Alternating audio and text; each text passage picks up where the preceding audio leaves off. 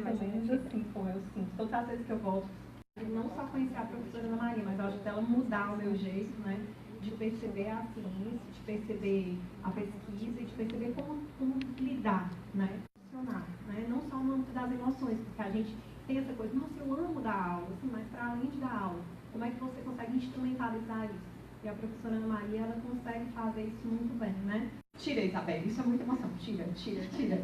E não só isso, né, mas de me apoiar muitas vezes em tempos primaveris e invernosos, né, então isso sempre está dentro do meu coração, onde quer que eu vá, né. Dito isso, então, né, vamos ao que, obviamente, dos esclarecimentos. Aqui eu dei o nome de... nem desce a fundo nos conceitos, né, e eles são importantes, inclusive, para a gente conseguir desenvolver o pensamento que aqui eu pretendo, tá? Bom, primeira coisa, as ponderações sobre a titularidade e o exercício do poder. O artigo 1º, parágrafo único da nossa Constituição Federal deixa muito claro quem é o titular do poder, inexoravelmente. E aqui eu nem vou entrar no mérito sobre se o poder é simbólico ou não, mas o poder está lá posto para o povo. Por outra banda, o exercício desse poder, primordialmente pela própria Constituição, se dá por meio de representação. Não é um exercício direto, diretamente ou por meio de representantes, mas não. Aqui há uma escolha do Constituinte originário, no sentido de dizer o exercício do poder se dará primordialmente por meio de representação, ou diretamente, que aí a gente sabe quais são os termos. Bom, mas aí a pergunta que não quer calar é o seguinte: quem seriam essas pessoas, né? Em que medida essas pessoas, como é que essas pessoas chegam lá? Em que medida é problema da gente trazer aqui novos saberes? Pelo contrário, né? Eu acho que cada vez mais, na medida que a gente estuda, a gente vai descobrindo que o direito não consegue resolver tudo. A gente precisa beber de outras fontes, né? E aí eu preciso fazer uma diferença entre o que seria uma participação institucional ou para um e a atuação informal. Por que eu digo isso? Porque, às vezes, a participação das mulheres ocorre de maneira invisibilizada, porque eu só consigo prestar atenção. A Baila, né, recentemente teve uma senadora, eu acho que a Marissa assistiu o mesmo programa que eu, recentemente teve uma senadora que foi no Dia das Mulheres, né? Ela, teoricamente, deveria dar uma entrevista, e lá chegando, a entrevistadora olhou para ela e disse assim: nossa, mas toda vez que você quer participar, você tem que gritar?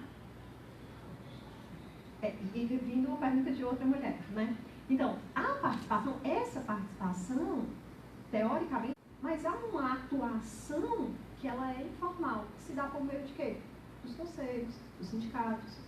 Tem uma pergunta, né, porque eu trago muito mais perguntas do que soluções, se é possível universalizar a participação política das mulheres. Em outras palavras, é possível universalizar a categoria mulher? Porque eu poderia dizer, nossa, não, claro, mas mulher é sempre mulher, depende. Por exemplo, se eu falo da mulher do sertão ou do litoral, se eu estou falando da mulher do Rio, que a gente simplesmente estabeleceu que a mulher do Rio é a de Copacabana e do Leblon, né? Que ela deixa muito claro aí, se eu não dou um lugar de fala, ou se eu não represento, ou se eu não aceito o lugar de fala do outro, como é que aquele discurso dele vai fazer algum sentido, vai refluir para outros, né? Então eu preciso primeiro saber de que mulher que eu falo.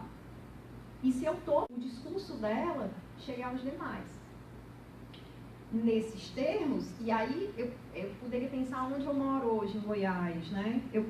A mulher de Goiânia é a mulher, há pouco a gente estava falando, é a mulher vaidosa. Entender que muitas mulheres são invisibilizadas nas estatísticas. Recentemente saiu um dado que o feminicídio, nos últimos 10 anos, teria diminuído entre as brancas, entre as negras aumentou. Então, eu tenho que saber de que categoria de mulher eu estou falando. Eu estou me fazendo entender, gente? Sim? Tá? Bom, um segundo aspecto, né? Então, dito isso, a gente chega aí a um contexto histórico. Eu até peço desculpas, porque quando a gente dialogou inicialmente, mas eu tinha falado sobre origens, né? E aí eu fiquei pensando na nossa segunda Constituição, na nossa primeira Constituição republicana, né? É importante mencionar que, por óbvio, né, ele foi requerido, foi apresentado pelo Saldanha Marinho, um homem, no dia 1º de janeiro de 1891, e eu tive o cuidado de verificar se realmente foi nesse dia, né? Então, significa dizer que em 1º de janeiro né? Não tinha a possibilidade da posse, por exemplo, ser só à tarde, não. 1º de janeiro teve alguém que inclusive pensou nas mulheres naquele dia. Mas, infelizmente, o pleito foi denegado, a apresentação não foi acolhida pela Assembleia. Mas o que me chamou mais a atenção quando da pesquisa foi uma justificativa que me pareceu central ali, entre tantas, né? Que dizia mais ou menos assim, eu começaria a ter um grande problema, né? Eu não sou serena nem angélica, né? Ou talvez muitas mulheres tiveram que entrar, né, nesse perfil para serem minimamente esse modelo para que as mulheres, enfim, não enfrentassem o status quo ali posto, né? Mas continuemos. Como dizem que a gente tem que tentar persistir, né? Efetivamente a participação ela se institucionaliza no Código Eleitoral como facultativa, lá de 32, e aí não pensem que eu errei, eu simplesmente copiei exatamente da escrita da época, né? Do decreto 21076, que diz assim, eleitor se de qualquer obrigação. Nesse caso, então, olha que interessante, aqui não estava dando direito ao voto às mulheres, como é pregado por aí. Na verdade, é dito o seguinte, em sentido contrário, as mulheres é facultado o voto, ou foi facultado. Logo mais adiante, a gente vai ver que tinham que ser as mulheres que os maridos autorizassem, se fossem casadas, ou que os pais também dessem a mesma autorização. Tá? Demais disso, significa dizer que, mais uma vez, esse voto era para todos? Não, não era para todos. E nem para todas. Eram para algumas mulheres, as que exerciam funções remuneradas. Se a gente lembrar que a gente estava em 1934, eu garanto que esse não era um grande universo. Na 1935, ele reforça a ideia de que só as mulheres que podem votar é aquelas que exercem função remuneradas, e só depois de 9 anos é que, com a Constituição de 46, ele vai dizer, são eleitores os brasileiros maiores de 18 anos que se alistarem na forma da lei. Bom, então, a partir dali, teoricamente, as mulheres poderiam votar. Só que sempre tem aqueles que discutem, mas será que era isso mesmo que a Constituição quis dizer? Será que ela quis incluir todas as mulheres ou eram só algumas mulheres, né? Quem veio resolver isso foi o Código Eleitoral de 65, e especificamente lá no artigo 3º, quando ela fala da condição de elegibilidade, que está no 131, mas o que é reforçado pelo artigo 3º, porque quando ele fala da elegibilidade, necessariamente ela teria que se arrolar ali como eleitor. Bom, mas esse é um contexto histórico, repiso, né, no que concerne a atuação formal, ou a participação formal. Qual seria a atuação informal das mulheres, né?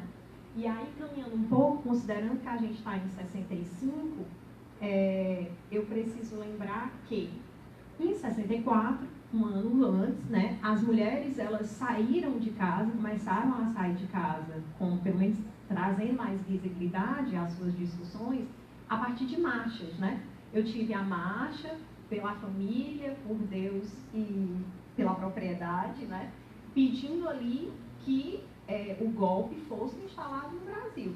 Lembre que não eram poucas pessoas, né? Estima-se que mais ou menos 300 mil pessoas noticiavam aquela quantidade enorme de pessoas. Então, era como se dissesse, nossa, elas estão lá, por que você não está, né? Elas estão lutando pela família delas, por que você não vai lutar pela sua família? E nesse sentido de identidade, muitas pessoas acabavam também comprando a mesma ideia, né? Da necessidade de legislar.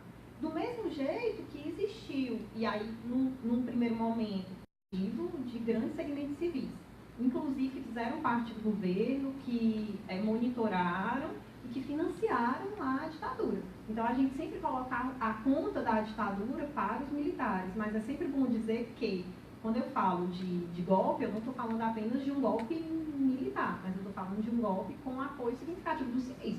Prova e cabal. E não só financiaram, mas em março de 1964, por diversos segmentos, seja nos segmentos de estudantes, profissionais liberais, artistas, elas resistiram significativamente ao que estava começando a haver. Notem, nos primeiros anos da ditadura, a gente não tem muito claros sobre mortes. há registros sobre tortura. Então, estima-se que, por exemplo, nos primeiros meses de 64, mais de 100 mil pessoas já tenham sido torturadas. E o que é próprio do Brasil. E por que as mulheres começam a resistir a isso? Porque eram as mães, as mulheres e companheiras. No primeiro momento, elas não eram, quando o Stuart veio a desaparecer, né? A gente fala que ele desapareceu, algumas pessoas perguntam, não, mas ele morreu. Não, quando a gente não acha corpo, pelas próprias disposições internacionais, quando eu não tenho corpo, eu não desapareci. Então, tecnicamente, até que ele foi enterrado na cabeceira da pista do Galeão. Do Araguaia, da guerrilha, a história muda. Porque as mulheres começam a falar por si próprias. Isso pode parecer pouco, gente, mas é muito. Então, se elas começam a falar por si próprias, elas também começam a receber uma resistência em persona. Então, é a partir daí que a gente consegue ter mais registros de mulheres que foram mortas, torturadas. O caso do Araguaia é significativo por quê? Porque ali eu tinha diversos... desculpa, né? Eu estou falando do Araguaia como se fosse um lugar comum. A guerrilha do Araguaia, ela se deu na região do Araguaia, por isso que é o nome Araguaia, né? Estima-se que ali, quase que todos que estavam ali em resistência à ditadura, das operações que foram superdimensionadas, né, pelo governo ditatorial, no sentido de execrar quem estava ali na resistência. Então, eles usaram até napalm, né? Napalm é um elemento químico que até hoje parte da região do Araguaia não consegue mais se reflorescer dada a gravidade. Imagina o que aconteceu com as pessoas. Especificamente as mulheres, e aí eu já trago a violência e a opressão, tinha um modus operandi terrível, né? As mulheres eram presas, estupradas, torturadas, e principalmente quando você escuta as mulheres que sobreviveram à ditadura civil-militar, elas, via de regra, elas eram tratadas com palavras de baixo calão. Então, os homens, eles começavam, por exemplo, os depoimentos, né? Dizendo, qual é o seu nome? As mulheres, enfim, desconstituindo a sua moral. Então, alguns autores, inclusive, discutem em que medida eu não estava ali lidando com uma misoginia específica. Porque as mulheres já estavam numa condição de vulnerabilidade, eu já estava numa situação de exceção, eu estava num estado de exceção, e vivenciando, portanto, uma misoginia direta, né, que elas tiveram que dar conta. Na sequência, e só lembrando, né, muito embora alguns falem, né, que a ditadura acabou em 85, é sempre bom lembrar, né, praticamente, a gente ainda tem relatos de opressões vinculados à ditadura até os dias de hoje. Semana passada, foi lançado um livro que se chama Lobisomens e Borboletas, né? De um militar pesquisador chamado Hugo Studart, né? E ele trouxe ali uma espécie, e o que chama a atenção é que ele não traz dados que comprovem, mas ele, por pelo menos 2 momentos, né? Hoje está tendo uma sessão de desagravo na UniFesc, em relação a 2 mulheres sobreviventes, porque ele diz que essas 2 mulheres, na verdade, tiveram relacionamentos com os seus carcereiros. E é inimaginável, dada a situação que aquelas mulheres ficavam, né? Pensem que muitas mulheres, vendo aqui o professor Bartolomeu Ruiz, que fala tanto de memória, né, professora? Uma vez que a gente não tratou aquela memória lá atrás, ela se reproduz até agora. Não só o professor Bartolomeu Ruiz, né? O pessoal que é da psicologia sabe bem disso, né? A memória que a gente não trata, ela volta no presente, não sou eu que falo, é o Freud, né? Então, uma vez que a gente não trata essa memória, muito dessas falas continuam. Então, quando eles falavam entre vadia lá, ainda hoje muitas mulheres ainda são tratadas dessa forma, porque a gente não conseguiu lidar com aquela memória lá atrás. Traz para cada um de nós, né? Já falei sobre a violência, a opressão em face das mulheres, mas eu só queria aqui abrir um parênteses para dizer o seguinte: quando a gente fala de violência, a gente acha que é a violência física, emocional, etc. Mas essa opressão era também no sentido de dificultar ou muitas vezes de participação. Então, eu me perguntando como é que eu queria, então, como é que eu quero que aquelas pessoas saiam dali e elas comecem a refletir, ou de algum modo querer participar na sociedade, intervir em políticas públicas, ser aplicada. Você não tem parâmetro base para isso. Porque simplesmente lá onde você tinha que aprender, ou pelo menos sofisticar os seus argumentos, não lhe foi dada a oportunidade para tanto. Né? Até aqui está tudo bem? Eu estou indo muito rápido.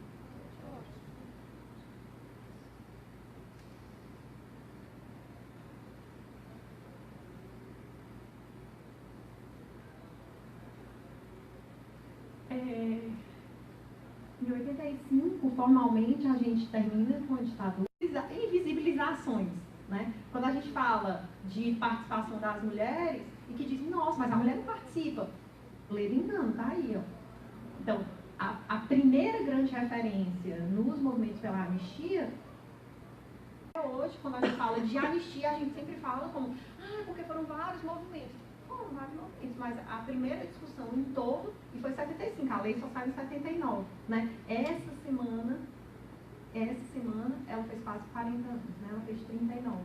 E não é para, e aqui não é para a gente congratular, pelo contrário, né? A nossa lei de anistia, ela é motivo de vergonha na Latinoamérica inteira, né, professor? O sobrenome dela? Terezinha Zerbini, com Z. Sobre isso, que é muito importante, né? Há pouco eu estava conversando, e eu depois vou voltar a essa pauta aqui, mas eu estava falando com o doutor Ângelo, que recentemente eu participei de uma comissão lá do MEC, que foi fazer uma visita numa faculdade, e aí um dos trabalhos é justamente avaliar, verificar, e simplesmente quando eu comecei a verificar os planos de ensino, eu descobri o seguinte, que a maior parte dos planos de ensino hoje das faculdades de Direito, ou de Direita, não tem referências básicas com mulheres. Traduzindo, a gente passa 5 anos dentro da faculdade, Midawa, de Pietro, quem mais? Por favor, mais alguém me fale, pelo amor de Jesus Cristo. Ada Pellegrini, o doutor Ângelo falou, mas quem mais? Na verdade, então, me diz uma coisa, como é que a gente consegue mudar isso? Se é tudo invisibilizado, parece mínimo, né? É tão pequeno. O movimento feminista, quer mudar, é diferente. Deu para entender? Eu estou me fazendo entender? Então, quando a gente fala dos livros, pode parecer, professora, é completamente secundário, que besteira, deixa a gente estudar por homem. Eu não estou dizendo que a gente vamos estudar por homem, vamos estudar por mulher também. Eu levei isso um dia à pauta na disciplina de Direitos Humanos. Teve um aluno, eu fiquei com ódio. Porque, assim, a gente escreve muito, entendeu? Eu fiquei pensando, gente, tipo assim, eu fico todo dia até 2 horas da manhã, meu livro. Aí teve outro vídeo de professor, porque as mulheres gostam de escrever poesia. Eu nunca escrevi poesia. Eu até queria, mas eu não escrevo. Pode parecer, eu sei que tem pessoas de outra área, mas no direito principalmente, que a gente é o que a gente lê, se a gente não lê de mulheres, sobre mulheres, com a voz das mulheres, como é que a gente vai representar essas mulheres? Então eu posso dizer que muito do meu discurso jurídico, ele é masculino, desculpa, mas é uma verdade. Tá? É ação para com mulheres no que diz respeito à seguridade social, especificamente em relação a aposentadorias, assistência social, etc. E a própria Assembleia Nacional Constituinte aqui, ela merece um reforço da nossa parte, porque a gente estuda muitas mulheres, eu posso dizer que foi um ponto de inflexão, tá? Porque a história a gente vive de picos e refluxos, né? Agora a gente está vivendo um momento de refluxo, né? Momentos de refluxos, muitos, né? Mas ali a gente teve um momento significativo de projeção dos direitos das mulheres.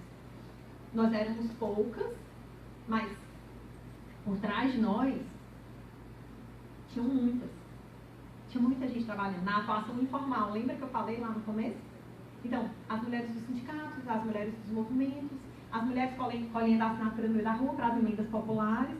A gente teve mais de 122 emendas, que algumas sequer foram apreciadas, mas 122, e dessas, quase 100% foram incluídas na Constituição. Já vou falar sobre elas.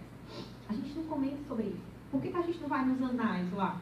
eu vou comentar aqui a minha ignorância, né? Eu fui nos anais da Assembleia Nacional Constituições, já valem o que ela é. E se ela não fosse tão boa, ela não aguentava tanto tranco, né? Coitadinha. No nosso histórico constitucional, a de 46, eu acho que ela tem uma reflexão muito boa, mas a nossa Constituição de 1988 é muito boa. E pelo amor de Deus, né, não vamos nos ater àqueles discursos fáceis que aparecem na televisão, né? Eu cada vez mais, eu não entendia. O meu pai tem 80 e poucos anos e ele dizia que não... Há um tempo atrás ele já me dizia que não gostava de assistir televisão. Eu achava que esquisito, né? Meu pai, mas tem que gostar, é o que acontece, não sei o quê. Eu fazia vários discursos. E agora eu estou deixando de assistir televisão. Porque quando eu escuto um negócio do tipo, quando eu vejo um jornalista dizendo, o problema é que a Constituição tem muito direito, eu fico maluca. Eu fico pensando assim, tá vendo como eu não sou calma, eu sou contida. Porque eu fico maluca, porque eu fico pensando, meu lindo, assim, onde tem direito tem um dever. O título 2, ele fala dos direitos e garantias fundamentais. Mas o capítulo 1 é dos direitos e deveres, né? Assim, professora, inclusive, para eu prospectar o futuro, eu preciso ter uma teoria densa todos os dias, né, atrás de mim e na minha frente, para que eu possa projetar uma utopia cidadã, né, como diz Boaventura. Mas, enfim, então, com o advento da promulgação da Constituição Federal, toda essa atuação das mulheres e passa a ser efetiva. Como é que eu sei disso? Por gentileza, alguns dos conceptários da atuação política das mulheres no âmbito constitucional. O artigo 5º, inciso 1, quando ele fala que homens e mulheres são iguais em direitos e obrigações, para nós, da nossa geração, né, isso é café pequeno, né, perfumaria. Mas eu quero dizer, pensemos, por exemplo, que na década de 80, sim, quando essa Constituição aí foi promulgada, mulheres só tinham direito à CPF se elas fossem casadas, que fosse o mesmo dos maridos. Vocês sabiam disso? Então, você não tinha a capacidade, você tinha capacidade civil, entre aspas, mas você não tinha a possibilidade de se entender como sujeito fiscal. O artigo 7º, inciso 20, fala da proteção do mercado de trabalho da mulher. O 226, parágrafo 5º, fala dos direitos e deveres referentes à sociedade conjugal. Então, ele fala agora sociedade conjugal e mais. São exercidos igualmente pelo homem e pela mulher. A gente sabe que até hoje isso é um dever a promover e defender direitos. O 226, parágrafo 7º, fala sobre o planejamento familiar de livre decisão do casal e não mais só do homem. Então, muitas mulheres ficavam ali tendo vários filhos porque o homem queria no âmbito de suas relações. A gente precisou depois da Lei Maria da Penha. Mas aqui já estava claro. Ou não? Às vezes a gente acha que precisa de muita norma, né? Mas aqui já estava posto, de algum modo.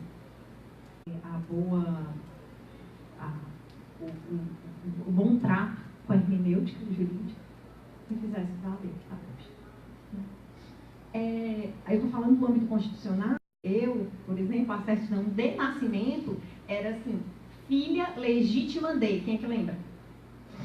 Então, se você fosse entendido como, entre aspas, bem entre aspas, desculpa, adulterino, teria lá, filho adulterino dele. Ou filho adulterino o resto da vida. O adulterino normalmente era a mulher que adulterava, né? Não era o homem. Imagina.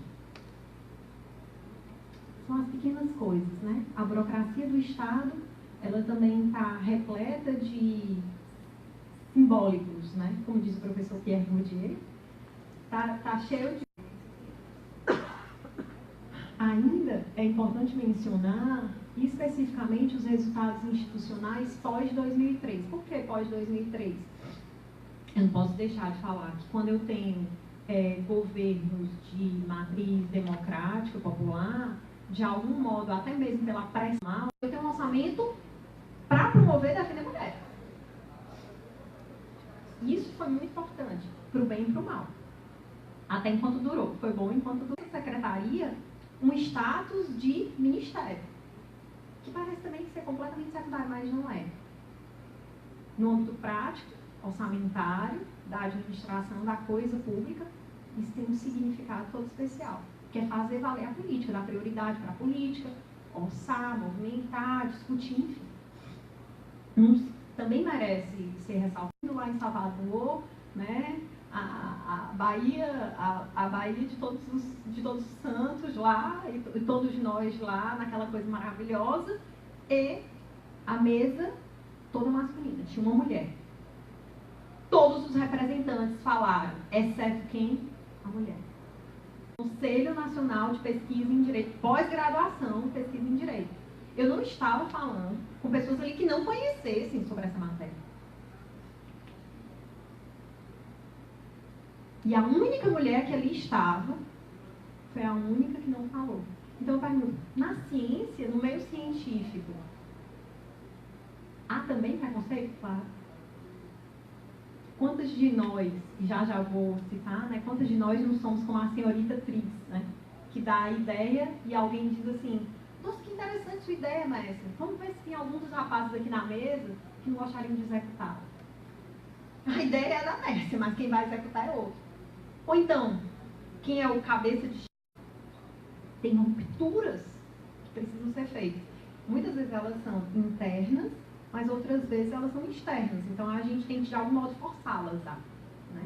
E é um processo, não é da noite para o dia, né? A Rede Cegonha, ela também merece apreço, porque ela vai tratar a maternidade com a relevância que ela merece. Ela foi especificamente do caso das mulheres grávidas, né? Da maternidade, enquanto que não se falava aí da saúde como um aspecto geral. Parece-me que é razoável pensar nisso, mas por outra banda, eu não posso desconsiderar os resultados que ela trouxe no curto período que ela teve, né, para a perspectiva de uma maternidade responsável, de minimamente aí de eu ter cuidados sociais rurais. O nome Margarida vem de uma assentada rural que ela foi morta injustamente, né?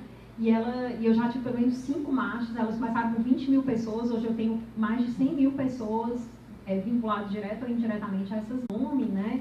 Ele foi dado por conta de um policial que lá em 2011, no Canadá, né? Depois de saber que na Universidade de Toronto várias mulheres tinham sido lá estupradas, né? E quando ele foi atender uma mulheres negras, que é outro dado também invisibilizado. A gente simplesmente não fala sobre isso, né? Na academia, então, a gente não comenta. Quando a gente fala, por exemplo, de participação das mulheres negras, tem alguns que até se levantam e dizem, não, isso é um absurdo. Quando eu não nomeio, quando eu não digo quem é o que faz e qual é o problema, eu simplesmente não trato. A Djamila Ribeiro, de pública, é um preconceito, é um absurdo. É um absurdo.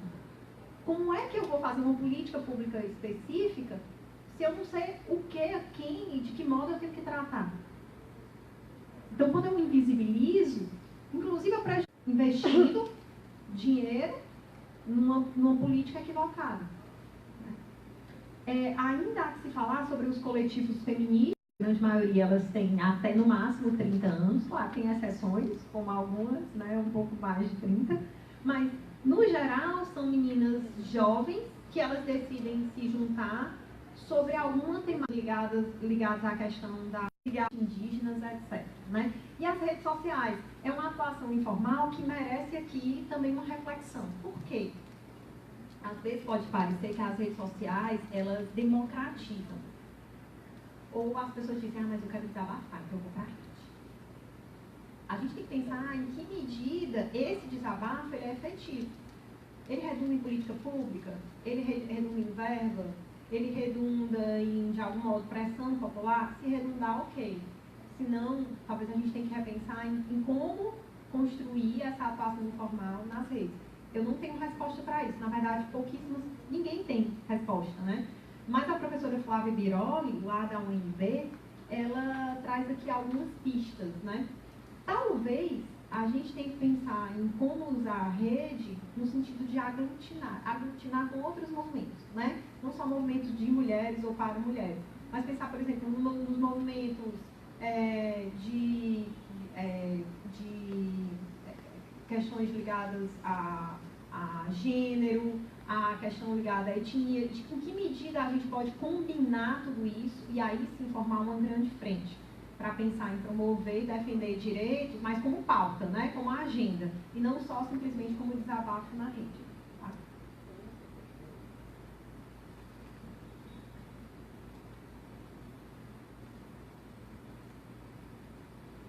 Bom, aí a gente chega aos desafios. Eu listei aqui 5 desafios. O primeiro deles é lidar com os mecanismos de silenciamento das mulheres, né? O primeiro registro histórico que a gente tem de silenciamento das mulheres, esse registro está lá na Odisseia de Homero, mas ele foi trazido também num livro que chama Mulheres e Poder, né? Muito interessante, da Mary Bird, e que ela vai dizer o seguinte: o que aconteceu ali, só para rememorá-los, né?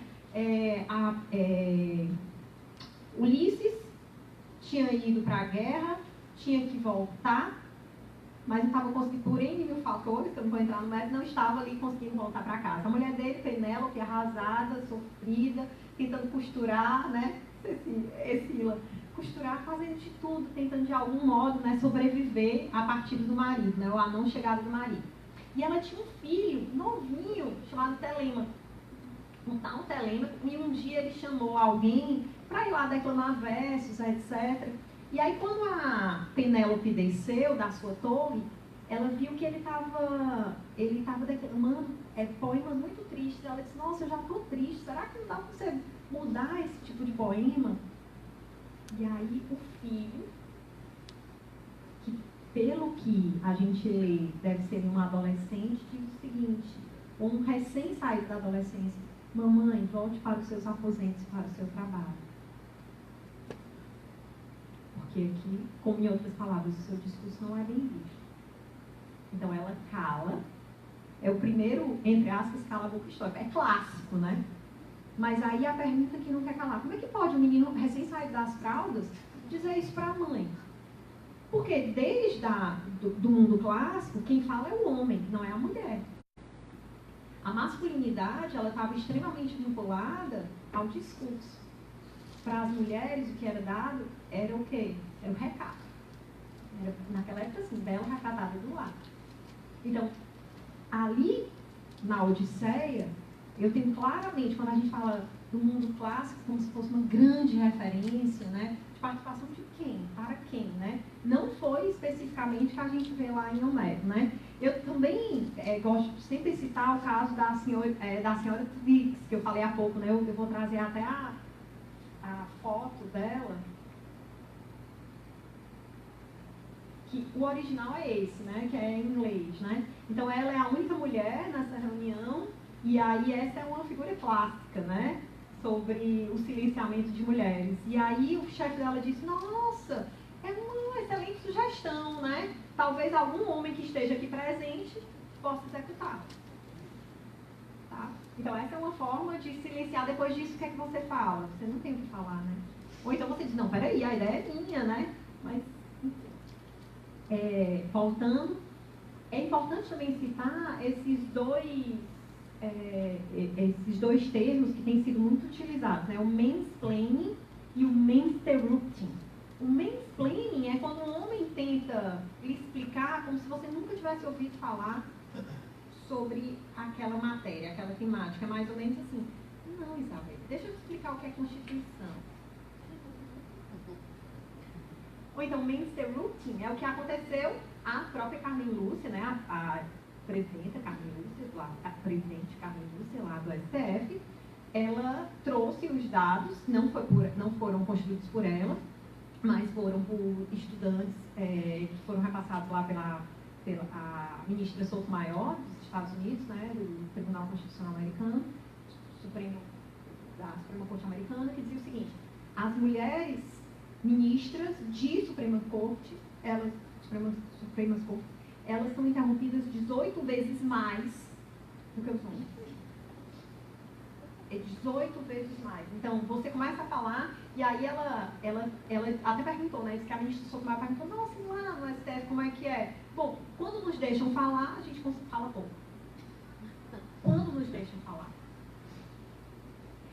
Isso também não acontece só nos tribunais constitucionais, mas eu estou mostrando lá, porque lá, teoricamente, é onde deveria se mais respeitar o lugar de fala, né? A fala das pessoas, né? Porque todo mundo sabe lá que todo mundo tem direito a falar, né? A se expressar. Mas também entrevistas. Recentemente, uma candidata a presidente da República, não sei se vocês se recordam, ela foi no mesmo programa que um outro candidato, e ela foi 8 vezes mais interrompida do que o mesmo candidato que tinha sido entrevistado na semana passada. Então, ela não foi entrevistada, né? Ela foi submetida a um inquérito. Ela não conseguia avançar. Tá? E um outro mecanismo de silenciamento, talvez o mais sórdido desses mecanismos, seja o feminicídio, né? Infelizmente, a gente está, talvez, na crista da onda do feminicídio. No Centro-Oeste, a gente, infelizmente, tem os dados mais assustadores, né? Pasmem vocês, né? A gente sempre fala do DF como grande referência, mas eu lembro quando eu fui morar em Brasília, as minhas amigas, o primeiro dia que eu sentei para almoçar na hora do trabalho, na hora do almoço, elas me disseram: nunca ande em Brasília perto dos vazios urbanos. Os vazios. Porque Brasília carrega consigo os maiores números de estupros do país. São silenciados. Mas por quê? Mas como? Não é possível. Eu tenho a maior índice, né, de pessoas com escolaridade alta, etc. Mas eu entendo que o estupro está vinculado com o poder. E o feminicídio, já tem aí alguns sociólogos e sociólogas, né, que fazem também essa correlação. Sem dúvida, né? Então, é possível a gente pensar que muitas vezes esse feminicídio é a última instância para calar uma pessoa, né? Por ser mulher.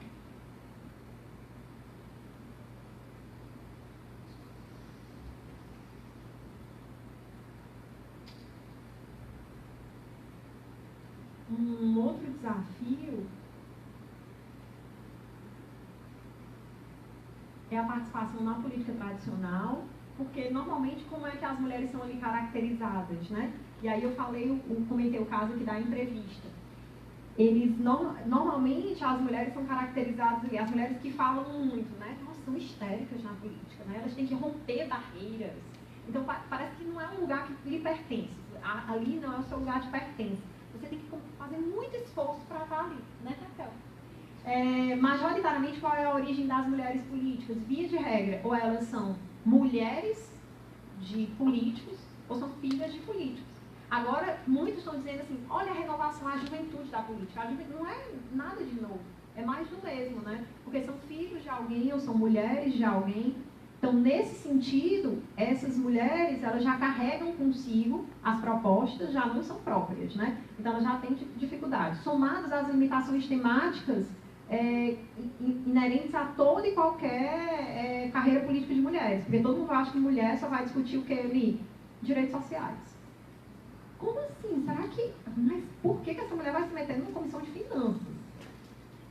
Orçamento? Para quê? Isso não tem nada a ver com mulher. Será que não? Né? Ainda, e aí são dados que a gente bem conhece, né? Nós somos apenas 10,5% no Congresso Nacional, enquanto que a média mundial é de 23,6%. Em Ruanda, olhe bem, né? Olha mais uma vez a invisibilização. Em Ruanda, 60% dos órgãos legislativos são compostos por mulheres. Isabel, mas é porque Ruanda teve um caso terrível, né, Isabel? Pelo amor de Deus, só restavam as mulheres. Também. Mas sabe qual é a pergunta que mais se faz? Elas estão lá, mas será que o poder está lá? Porque pode ser que elas, inclusive, sejam maioria. Mas talvez o poder. E aí eu trago o Gessé Souza, né? A gente sempre acha que o poder está lá com o político. Mas será que está mesmo? Ou será que tem alguém lá fora que sabe muito melhor manipular esse poder? Né? Então, mesmo quando a gente tem participação, a gente tem que perguntar: e essa participação é efetiva? Ou ela é só numérica, né? Ela é só quantitativa? É importante salientar que mais da metade do eleitorado brasileiro é formado por mulheres. Então, é estranho pensar, né? Nós somos grande parte do eleitorado, mas nós não conseguimos colocar nem 20% de mulheres lá. Talvez porque muitas mulheres não gostam de votar em mulheres, né? Vocês já ouviram? Eu já ouvi de alguma tia minha. Eu não confio em mulheres na política.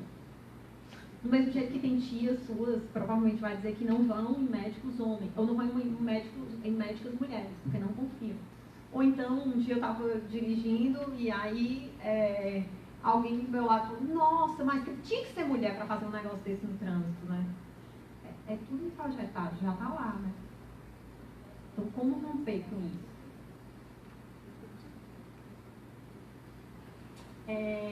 Claro que aqui é um contexto um pouco diferente, mas eu fiz questão de trazer para a gente entender como, sem perceber, isso está muito mais presente do que a gente possa imaginar no nosso cotidiano, né? Olha o que Michel Temer falou, né? Na economia também a mulher tem grande participação. Ninguém é mais capaz de indicar os desajustes de preço no supermercado do que a mulher. Ninguém é capaz de melhor detectar as flutuações econômicas do que a mulher pelo orçamento doméstico. Então, é autoexplicativo.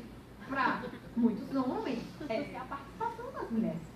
Para que você vai participar de uma comissão de finanças? Você pode ir no supermercado e ser um novo agente da Sunab, né? Mas não sabe o que é Sunab. Mas existiu Sunab nesse país. Você lembra, Sila? Você que é mais ou menos da minha época, né? Né? Você pode ser. Então, é nesse sentido. Bom, divisão do trabalho doméstico, dos cuidados e das responsabilidades. Tem pessoas que dizem também o seguinte, nossa, mas isso é besteira, o que é que tem? A mulher tem que fazer mais que o homem, porque a mulher é forjada para isso. Toda mulher gosta de lavar a louça. Toda mulher gosta de cozinhar, só que não, né? Então, de acordo com a pesquisa do IPEA, referente ao ano de 2014, 87,6% das mulheres realizam trabalhos domésticos, enquanto que entre os homens esse índice é limitado a 45%, tá? Quase metade. Na mesma pesquisa, verificou-se que as mulheres dedicam-se 23,8 horas semanais, quase um dia inteiro. Já os homens apenas 10,1 a essas mesmas atividades domésticas. Quais os possíveis efeitos dessa distinção? O custo da participação feminina, em todos os sentidos, sem dúvida, porque você está fazendo um monte de trabalho doméstico, você vai pensar em participar. Você quer resolver aquele negócio ali, né? Pressões sociais, quer dizer, se você não faz, nossa, essa mulher não cuida da casa dela, né? Terrível, né? Limites para a carreira, porque você está ali... deixa eu contar uma coisa, né? Às vezes eu fico pensando, uma vez eu estava conversando com um grande amigo meu de Goiás, e ele estava dizendo, né? Que ele estava fazendo aquele discurso, dizendo, nossa, eu agradeço muito a minha mulher. Porque como é que eu ia conseguir terminar esse mestrado sem ela? Nossa, ela me ajuda muito com a filha. E eu fiquei pensando assim, gente, os homens sempre falam isso e é bacana, né? Mas poucas mulheres falam isso. Nossa, eu queria agradecer muito, porque enquanto eu estava com a minha tese, né? Porque eu lembro com a minha tese, a minha filha recém-nascida, eu uma vez liguei para a minha irmã, bem mais velha do que eu, que ela é psicóloga, e eu disse que eu estava muito angustiada, porque eu não conseguia terminar o terceiro capítulo, eu já estava numa situação delicada. E ela disse, Isabelle, faz o seguinte, ela mora em Curitiba, muito frio, mas aí ela disse o seguinte, faz o seguinte, bota o edredom no chão, porque no chão ela não passa. Ela vai ficar ali, vai estar tudo certo. E aí eu botava 30 mil brinquedos para a Hannah é minha filha, de 5 anos, né? Hoje, 5 anos, mas na época ela tinha 1 ano e pouquinho, e ela botava tudo. Quando ela, tipo, já não queria mais galinha pintadinha, eu mudava, eu botava outra coisa, e ela ficava ali, e o meu marido tinha que fazer outras coisas, né? E eu estava lá. E meu marido me ajuda muito com a Hannah.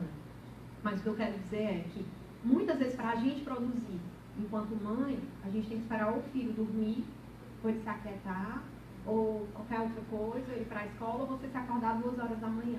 Alguém para salvar. Alguém para salvar. Para salvar. Porque realmente é outra mulher. que é outra mulher.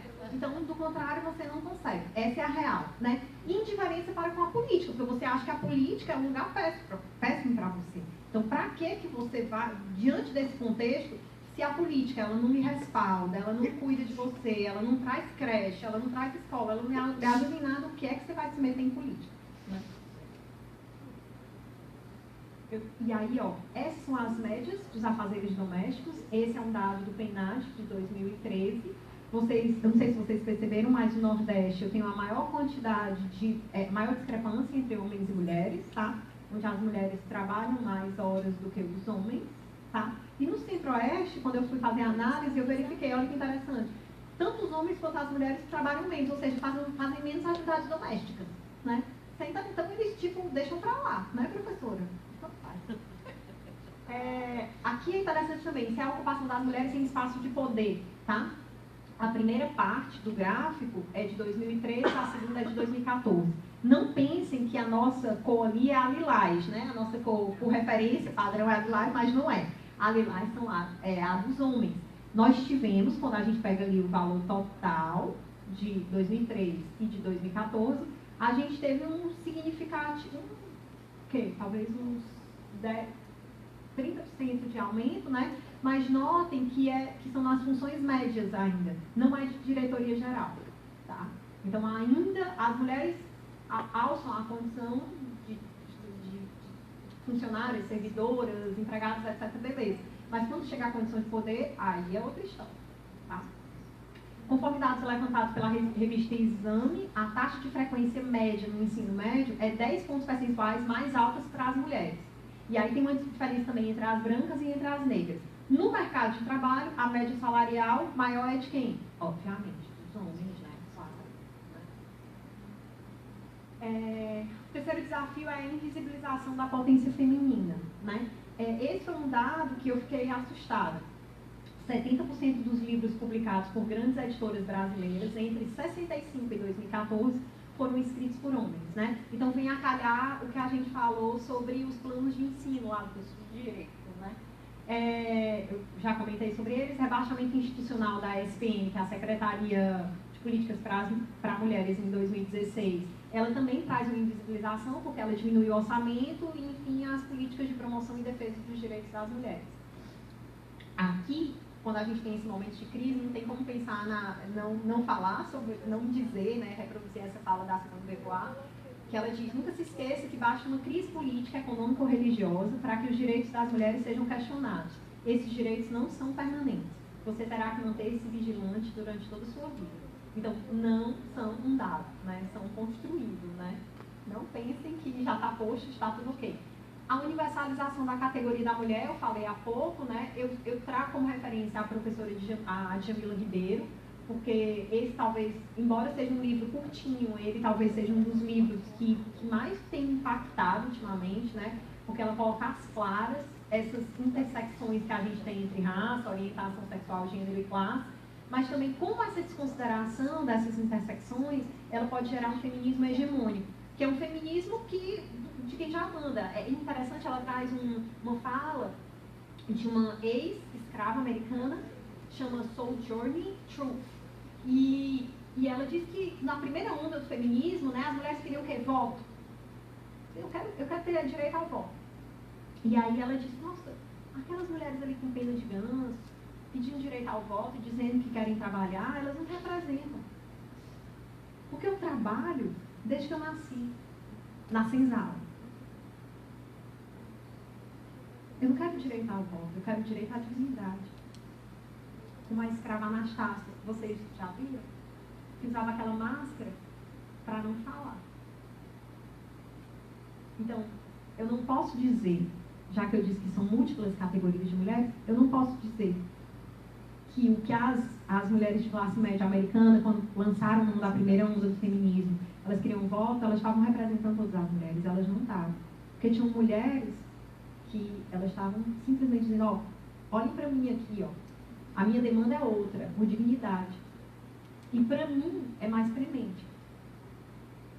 O professor Luiz Felipe Miguel, lá da UNB também, ele fala o seguinte: a gente não pode desconsiderar as demandas imediatas.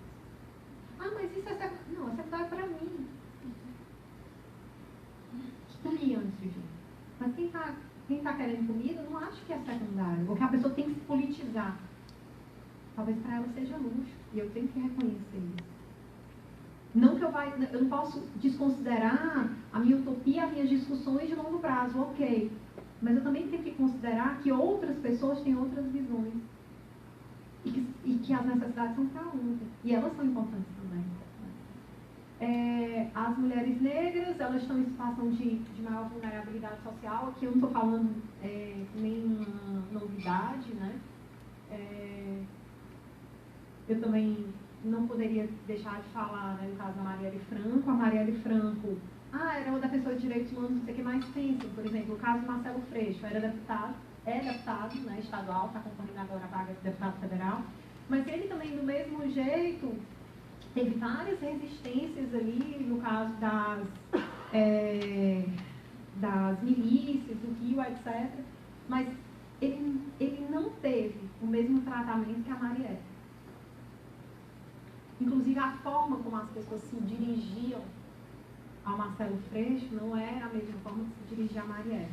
Então, a gente não pode desconsiderar isso é fato, né, real.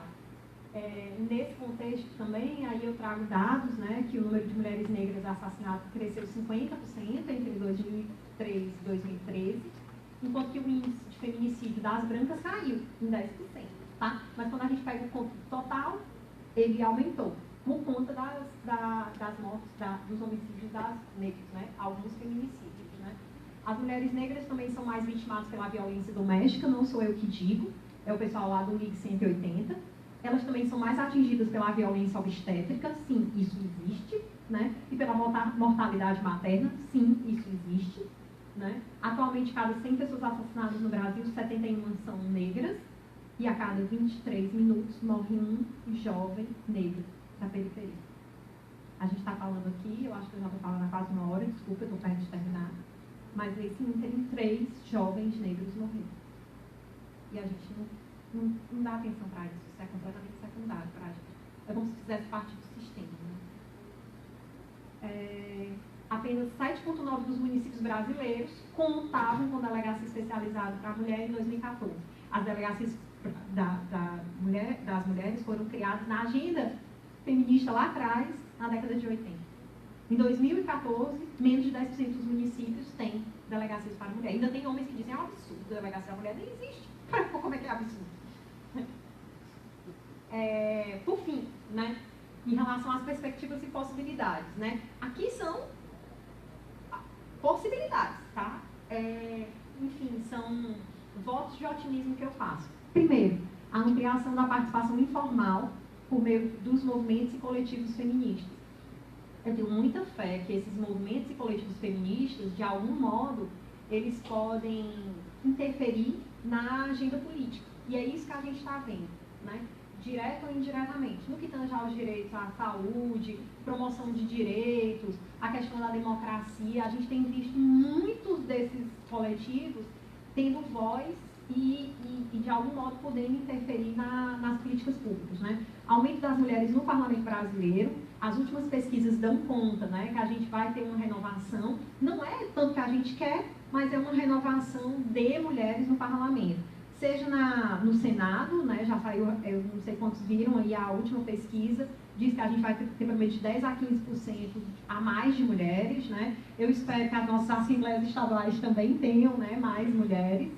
Há também as tentativas reiteradas de promover fissuras aí, né, na chamada pós-democracia. Eu trago aí o professor Rubens Casara, também magistrado, né, do TJ do Rio de Janeiro. A ideia de pós-democracia é justamente o privilégio do setor mercantil e da completa desconsideração dos direitos e garantias fundamentais.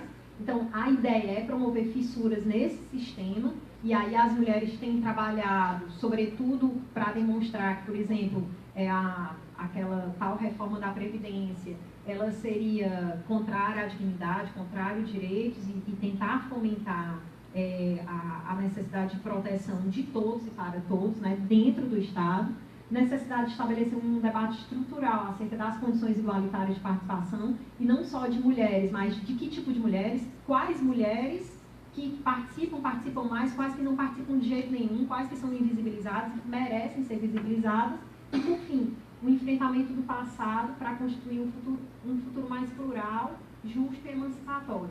Não tem como falar, não tem como pensar, né, em participação de mulheres ou para mulheres com mulheres, se a gente não pensar num futuro que ele seja plural, né, junto com todo mundo, e que ele possa trazer mais emancipação para mim, mas para os que virão depois de mim.